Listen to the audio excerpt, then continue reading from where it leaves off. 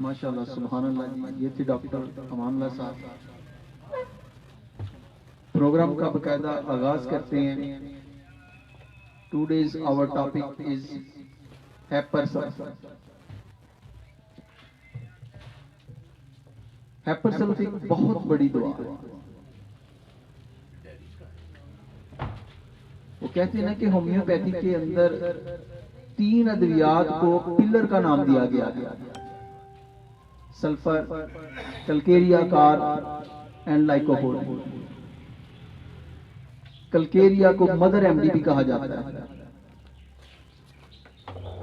अब आप खुद अंदाजा करें कि 3 बड़ी बड़ी अद्वियात में से 2 बड़ी अद्वियात कलकेरिया और सल्फर का कॉम्बिनेशन है hepar sulph. The combination of fire and water, आग और पानी का मिलाप। और ये मिनरल किंगडम से तल्लक रखने वाली दुआ है। और मिनरल अद्वियात जितनी भी होती हैं उनका खासा होता है कि उनके अंदर cares and worries about health, about families, about blood relation, ये बहुत ज्यादा पाया जाता है। ये उनका खासा है। अब देखें, the combination of fire and water, जब आग जल रही होती है तो आप उस पर पानी डालें तो क्या होगा? एकदम ब्लास्ट सा होता है, धुआं उठता है। और धुएं के अंदर क्या होता है? नमी होती है, मरतूबियत होती है, प्लेंटी फॉर इट, और इससे इसको रिलीफ मिलता है। हैपर सेल्फ की जितनी भी अलामत होती हैं उनको गर्मी और उसके अलावा मरतूबियत से आराम मिलता है। यहां पर ये नेट्रस सेल्फ के अपोजिट है। नेट्रम सेल्फ के अंदर एग्रीवेशन होता है। अब देखिए, सिंथेसिस के अंदर इसकी तकरीबन 6972 अलामत है। कितनी इसकी टोटल अलामत है? 6972 अलामत है हैपर सेल्फ की। और उसके बाद देखिए कि सल्फर और कलकेरिया कार के साथ इसकी कितनी जो सेम अलामत हैं। कलकेरिया कार के 3611 सेम अलामत हैं, यानी कि जो कलकेरिया के अंदर अलामत हैं वही आपको हैपर सेल्फ के अंदर मिलेंगी, और उनकी तादाद 3611। और इसी तरह सल्फर के साथ जो सेम अलामत हैं, जो कॉमन अलामत हैं, उनकी तादाद 4247 है। और इसी तरह हैपर सेल्फ, कलकेरिया और सल्फर के अंदर जो कॉमन सिम्टम्स हैं वो 3107 है। अब टोटल सिम्टम्स होगी 6972। तो 6972 अलामत को अपने माइंड के अंदर फील कर लेना ये कोई इजी नहीं है। ऐसा आप कर ही नहीं सकते हैं, क्योंकि और भी बहुत सारी हमारे पास अद्वियात हैं। तो फिर हमें क्या करना चाहिए? वो कौन सा इजी वे है कि जिस तरीके से हम मेडिसिन को अपने अंदर सेव भी कर सकें और बवक्त जरूरत उसको अप्लाई भी कर सकें? तो इसका तरीका वह दोस्तों ये है कि हर मेडिसिन की एक की सिम्टम्स होती है। मिसाल के तौर पर आप अपने क्लिनिक की चाबी लॉक में लगाएंगे, लॉक खुलेगा, उसके बाद आप उसके क्लिनिक में एंटर होंगे, फिर आपको पता चलेगा कि ये जनाब क्लिनिक है, इसमें ये सामान पड़ा हुआ है, इसमें इतनी मेडिसिन पड़ी हुई है। इसी तरह आपके घर का भी कि एक जो लॉक होता है और एक चाबी के साथ वो डोर खुलता है। इसी तरह हर मेडिसिन की सिम्टम्स होती हैं, कैरेक्टरिस्टिक सिम्टम्स होती हैं, उनका की नोड होता है। अब आपका काम है कि उन अलामत को अपने माइंड के अंदर फीड रखना। और ये जो कैरेक्टरिस्टिक सिम्टम्स होती हैं, ये जो की सिम्टम्स होती हैं, ये जब आप अपने माइंड में रखेंगे तो फिर दूसरी अलामत भी उसके रेफरेंस के साथ आपको याद रह जाएंगे। तो दोस्तों, जो हैपर सेल्फ है, इसका जो थीम है, इसका जो आइडिया है, आपको पता है कि इसका थीम और आइडिया क्या है? अगर उसका कीवर्ड एक लफ्ज में बयान करना चाहूं तो वो है हाइपर सेंसिटिविटी। हद से बड़ी हुई हसासियत, over sensitivity, over sensitive. Hepar sulph का जो पेशेंट होता है वो ओवर सेंसिटिव होता है, बहुत ज्यादा हसास होता है, और all types of internal external impression, तमाम किस्म के अंदरूनी बैरूनी जो तासरात होते हैं उससे ये मुतासर होता है। ये कंट्राडिक्शन को बर्दाश्त नहीं कर सकता, ये किसी के अंडर नहीं रह सकता, इसको गुस्सा बहुत ज्यादा आता है। तो ये अपने मामलात के नाते से आप देखेंगे कि ये बहुत ज्यादा हसास है, ये छोटी सी छोटी बात को भी बहुत अजीब महसूस करता है। इसी तरह सेंसिटिव टू टच है कि छूने से इसमें अलामत जो होती हैं वो बढ़ जाती है। इसी तरह सेंसिटिव टू पेन है, और किसी भी किस्म की दर्द को, ऑल टाइप्स ऑफ पेन, हुआ वो मामूली से मामूली क्यों ना हो, वो उसको बर्दाश्त नहीं कर सकता है।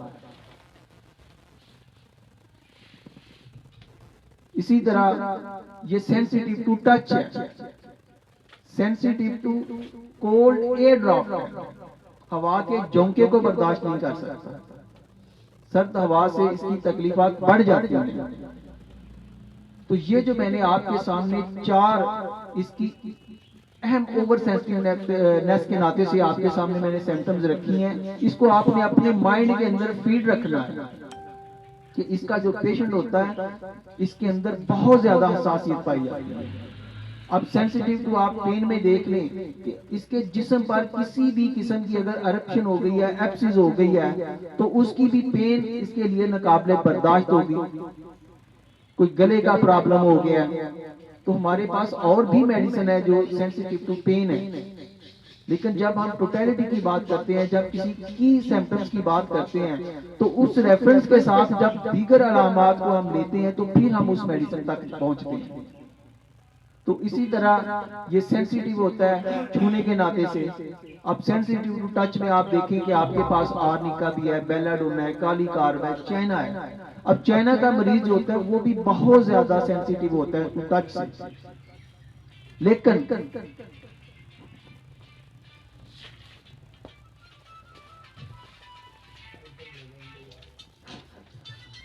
अच्छा, अब वो बहुत ज्यादा सेंसिटिव टू टच है, लेकिन अमेलियोरेट करता है उसको हार्ट प्रेशर, यानी कि अगर आप हल्का सा उसको छुएंगे तो उसकी तकलीफ बढ़ जाती है, लेकिन अगर हार्ट प्रेशर देंगे, आप जोर से दबाएंगे तो उससे उसको अमेलियोरेशन मिलेगी। तो दोस्तों ये मैंने आपके सामने हाइपर सल्फ का कुछ थोड़ा सा आइडिया रखा है, कुछ थोड़ा सा थीम रखा है। जनरल सिम्टम्स तो आपने कोई भी मटीरिया मेडिका खोल लें तो उसमें आपको बहुत ज्यादा मिलेंगी। तो यहाँ पर आपके आने का मकसद और मेरा बयान करने का मकसद ये है कि मेडिसिन को इस तरीके से बयान किया जाए कि आप लॉन्ग टर्म तक उसको अपने माइंड के अंदर सेफ रख सकें, और जब कभी भी उसकी जरूरत पड़े तो उस रेफरेंस के साथ आपको पता चल जाए कि यहाँ पर कौन सी मेडिसिन अप्लाई करनी है। तो यहाँ पर मैं एक एचपैथी से लिया हुआ केस है वो आपके सामने रखूंगा, तो आपको पता चलेगा कि हाइपर सल्फ कहाँ कहाँ पर और क्या उसका क्राइटेरिया है।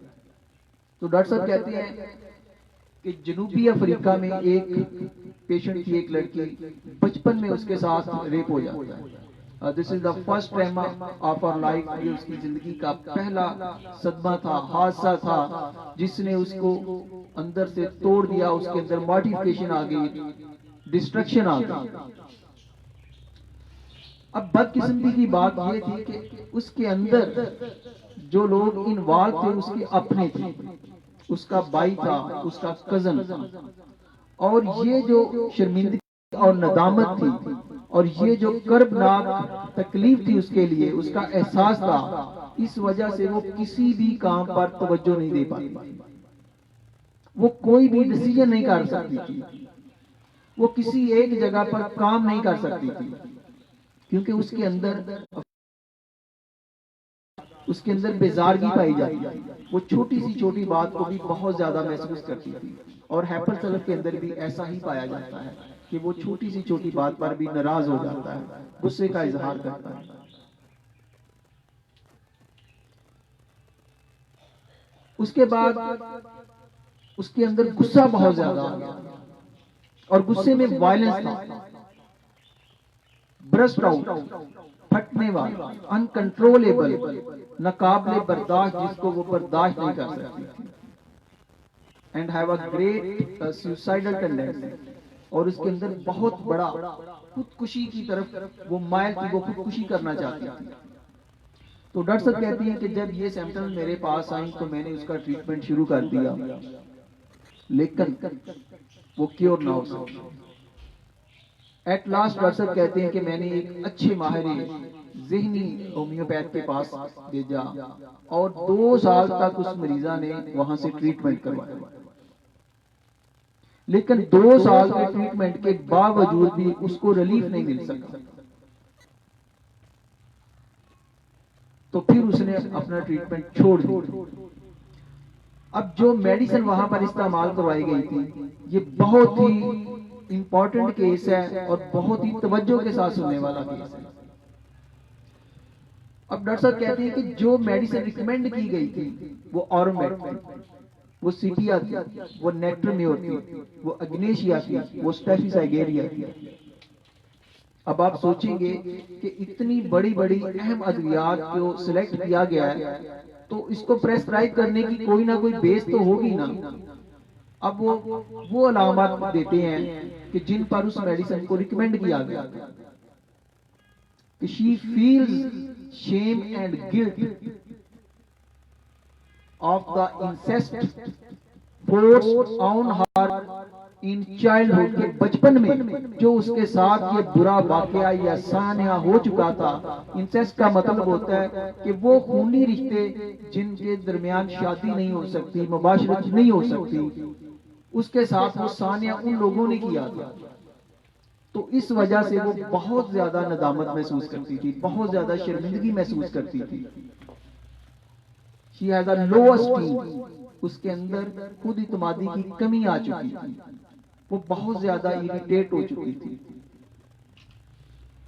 उसका बहुत ज्यादा एंगर बढ़ चुका था, ब्रस्ट आउट था, अनकंट्रोलेबल था और इमोशनली बहुत ज्यादा सैड थी,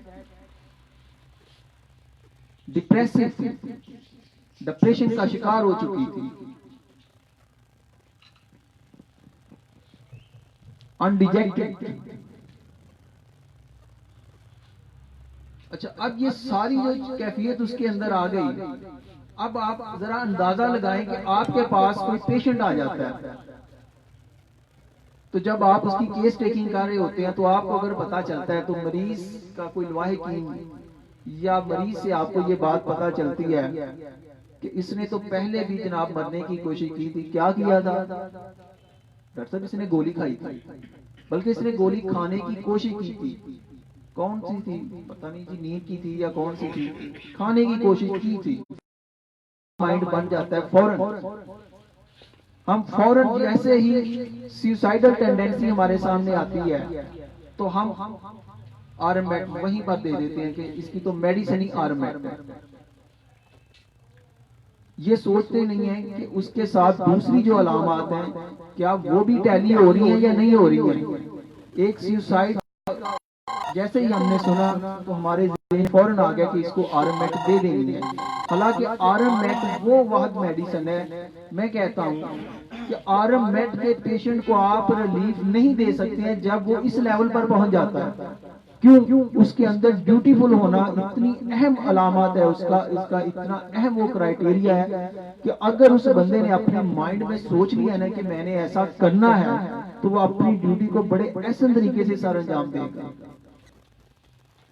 और जो आपके साथ उसकी लास्ट मुलाकात होगी आप उससे महसूस ही नहीं कर सकेंगे, अंदाजा नहीं लगा सकेंगे कि इस बंदे ने ऐसी कोई प्लानिंग भी की हुई है। वो कमिटेड होता है, वो आपके साथ बड़े अच्छे से मिलेगा, आप रियलाइज ही नहीं कर सकेंगे, आपको उस वक्त पता चलेगा जब वो ऐसा कर चुका होगा। ये आरएमएट है। और जैसे ही हमारे सामने कोई इमोशनली केस आता है, और जैसा कि एग्नेशिया है, quick perceived and rapid execution के फौरन ही वो अपने शऊर में, अपने ज़हन में किसी भी चीज का नतीजा अखज़ करता है उसका पेशेंट, और फिर उसके मुताबिक अमल कर देता है कि नहीं, मुझे तो ऐसा करना ही नहीं चाहिए था, मैंने तो गुलाम हुसैन का बहुत एहसास किया लेकिन ये सुधरता नहीं है, नहीं मुझे ऐसा करना ही नहीं चाहिए, अब मैं उसका ख्याल नहीं करूंगा। यानी कि वो अग्निशिया बहुत ज्यादा इमोशंस में आ जाता है, और जैसे ही हमें ये अलामत मिलती है तो हम फौरन ही अग्नेशिया की तरफ चले जाते हैं। कोई इंट्रोवर्ट केस आता है, हम फौरन ही नेट्रोमियर या स्टैफी की तरफ चले जाते हैं, हालांकि हमें दीगर अलामात की तरफ भी देखना चाहिए। अब ये वो बड़ी बड़ी अहम अलामात हैं जिन पर इन अद्वियात को रिकमेंड किया गया, और नतीजा क्या हुआ कि पेशेंट ठीक नहीं हुआ और उसने अपना ट्रीटमेंट छोड़ दिया। तो डॉक्टर साहब कहते हैं कि काफी अरसे के बाद वो पेशेंट दोबारा मेरी क्लिनिक पर आती है, और जब दोबारा मेरी क्लिनिक पर आती है तो मैं उससे पूछता हूँ कि भाई आपका जो पहले वाला मामला था, आपके ज़हनी डिप्रेशन वाला मामला, अब हम डिप्रेशन के अंदर एपिसोड को पढ़ते ही नहीं है। तो उसने कहा कि जनाब वो जो मामला है उसको आप छोड़ दो, वो ठीक नहीं होना है, लेकिन कम से कम जो मेरी लोकल अलामात हैं, जो मेरी जनरल सिम्टम्स हैं, जो मेरे रोजमर्रा के मुझे प्रॉब्लम्स हैं, कम से कम या तो उनमें रिलीफ दे दें या उनको क्योर कर दें। उसने कहा कि I have all time allergy, कि मुझे हर वक्त एलर्जी रहती है, जरा सा मौसम में तब्दीली आई, जरा सा मौसम बदला, ठंडी हवा चली, तो मैं फौरन ही नज़लावी शिकायत का शिकार हो जाती हूँ, मेरा गला खराब हो जाता है, मेरे टॉन्सिल्स बढ़ जाते हैं, मेरे गले में इन्फेक्शन हो जाती है, मुझे ब्रोंकाइटिस हो जाता है, मेरी छाती खराब हो जाती है, और डॉक्टर साहब फिर उसमें रेटलिंग भी होती है, और मुझे खांसी करने के लिए बहुत जोर लगाना पड़ता है, लेकिन इसके बावजूद जो बलगम का अखराज होता है वो बहुत ही कम होता है, और स्टिचिंग पेन्स होता है उसके साथ। डॉक्टर साहब मेरी स्किन बहुत हसास है, मामूली सा भी कोई अरप्शन हो गया, कोई जख्म आ गया है, तो वो ही ठीक होने में नहीं आता है, उसके अंदर पस बन जाती है, महीनों लग जाते हैं, वो ठीक ही नहीं होता। डॉक्टर साहब मुझे चक्कर बहुत ज्यादा आते हैं, जैसे ही मैं किसी गाड़ी में या किसी जगह पर मैं बैठती हूँ, सफर करती हूँ, तो मुझे चक्कर आने शुरू हो जाते हैं, मेरा ब्लड प्रेशर कम होना शुरू हो जाता है। डॉक्टर साहब आप उसका ट्रीटमेंट करते हैं। डॉक्टर साहब मुझे पसीना बहुत ज्यादा आता है, मामूली सी भी तकलीफ हो तो मुझे सर्दी बहुत ज्यादा लगती है, सर्दी की हालत में भी मैं कंबल ओढ़ के रखना पसंद करती हूँ, अगर मेरा जिस्म का कोई हिस्सा भी कपड़े से बाहर आ जाए तो मुझे खांसी शुरू हो जाती है, मेरे कानों से अक्सर खराज होता है, मेरे कानों का मसला है, मुझे सुनाई कम देता है, जब भी ये प्रॉब्लम्स होती हैं, जब भी मुझे ठंडी हवा लगती है, तो ये सारी चीजें जो होती हैं ये मुझे हैंड टू हैंड लेती है। तो डॉक्टर कहते हैं कि जब इन अलामात पर मैंने हैपर सर्फ 200 को रिकमेंड किया, तो जहां पर दीगर अलामात ठीक हुई, उसकी ज़हनी अलामात में भी कमी आई, यानी कि वो जो उसका ज़हनी प्रॉब्लम था वो भी ठीक होना शुरू हो गया। अब यहाँ पर हमें क्या सबक मिलता है, इस केस को बयान करने का मेरा एक अहम मकसद था कि अब देखिए कि हर मेडिसिन का एक क्राइटेरिया होता है, उसका मोड ऑफ एक्शन होता है, जहां पर वो सबसे ज्यादा काम करती है। अब जहां पर भी मतली और उल्टी वाली बात आती है, कांस्टेंट नाजिया की बात आती है, तो आपके ज़हन में फौरन इपिकाक मेडिसिन आ जाती है। ये इपिकाक का क्राइटेरिया है। हालांकि हकीकत ये है कि इपिकाक जो है ये एंटी मलेरियल ड्रग्स है, ये मलेरिया के बुखार की बहुत बड़ी दवा है, ये जरैने खून को रोकने वाली बहुत बड़ी दवा है, ये आपकी नज़लावी कैफियत के लिए बहुत बड़ी दुआ है, बच्चों की चेस्ट के नाते से बहुत बड़ी दुआ है, लेकिन उसकी इम्पोर्टेंस होती है, उसकी इम्पोर्टेंस तब होती है जब की सिम्टम्स आपको साथ मिलती है, जब कांस्टेंट नाजिया आपको मिलता है, तो फिर आप भूल जाते हैं कि पेशेंट प्रॉब्लम क्या लेके आया है, आप इपिकाक दे देते हैं और वो ठीक हो जाता है। और यकीन माने कि जब होम्योपैथ कोई भी ऐसी मेडिसिन ऐसी बेस्ड पर देता है तो उससे 100% यकीन हो जाता है कि जो मैंने दवा दी है इससे पेशेंट ठीक हो जाएगा। कभी ऐसा हुआ हो कि आपने इत्तिकाक अलामत पर दी हो तो आपको कंप्लेन आई हो कि जनाब हमारा पेशेंट ठीक नहीं हुआ, या आपकी दुआ ब्रायोनिया बनती हो, आपकी दुआ रिस्टॉक्स बनती हो, आपने अलामत पर दी हो, जैसे ही आपके सामने वो अलामत का सेट आता है की सिम्टम्स आती हैं, उसकी मोडेलिटीज आती है, तो उसी वक्त आपको यकीन हो जाता है कि जो मैं दुआ दे रहा हूं, बल्कि आप पेशेंट को कहते हैं कि आप इंशाल्लाह ठीक हो जाएंगे। आप यहाँ से उठने से पहले पहले आपको रिलीफ होगा। तो फिर आप पूछते हैं कि क्या आपके चक्कर कम हुए? अगर आपने जैल्सीनियम चैना ली अलामत पर बढ़ती हो तो वो उठने साथ ही ठीक कहेगा कि जनाब मुझे कुछ। ये होती है की सिम्टम्स की, कैरेक्टरिस्टिक सिम्टम्स की अहमियत। और इसी केस में भी यही बताया गया है कि जहां पर माइंड सिम्टम्स की बहुत ज्यादा अहमियत है, हम 80 to 90% उसको मार्क देते हैं, लेकिन उसके साथ दूसरी अलामत भी टैली होनी चाहिए कि क्या वो पेशेंट आपका सर्दी से हसास है, उसके अंदर दीगर अलामत पाई जाती हैं। अब माइंड के हिसाब से जो मेडिसिन दी गई थी वो नाकाम हुई, लेकिन जब जनरल सिम्टम्स के अंदर उस मेडिसिन को दिया गया तो उसने उस चीज को भी कवर किया। आप अपनी प्रैक्टिस के केस उठाकर देख लें, मुख्तलिफ डॉक्टर्स के रेफरेंस देख लें, और जब भी आप सलेशिया या हेपरसल को देखेंगे तो आप वही जो इसकी सेंसिटिव टू टच है, सेंसिटिव टू पेन है, एप्सिस के नाते से, अरप्शन के नाते से, स्किन के नाते से, ग्लैंड के नाते से, आप इस मेडिसिन को देखेंगे कि ये सबसे ज्यादा केसेस हमारे पास आए हैं, इस चीज को हमारे पास लेके आए हैं, और जब आपने इसको प्रेस्क्राइब किया तो आपका पेशेंट ठीक हो गया। तो शॉर्ट सी बात है कि हमें अद्वियात का एक तो उसका एसेंस जो है, उसका जो थीम है, उसके जो की नोट है, उसकी जो कैरेक्टरिस्टिक सिम्टम्स है, जो उसकी की सिम्टम्स हैं, उनको हमेशा याद रखना चाहिए। ये बहुत इजी हो जाता है कि अगर आपने वो याद रख लिया तो आप सिंथेसिस में हेपरसेलर की आपने 6972 उसकी टोटल सिम्टम्स हैं। मैं कहता हूँ इससे भी बढ़ जाए, अगर आपको ये एसेंस पता है तो नो डाउट आप जब भी देंगे तो आप कामयाब होंगे। थैंक यू, जिसके साथ इजाजत चाहूंगा।